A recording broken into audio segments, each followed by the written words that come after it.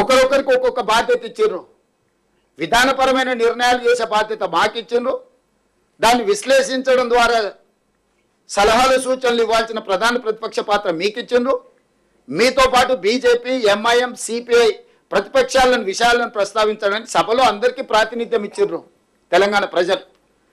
మన పాత్రలను మనం అందరం పోషిస్తేనే శాసనసభలో స్పీకర్కి right hand side treasury benches అంటే పాలకపక్షం ఉంటుంది, లెఫ్ట్ హ్యాండ్ సైడ్ ప్రతిపక్షం ఉంటుంది. These two are equal, these two are two eyes for speaker.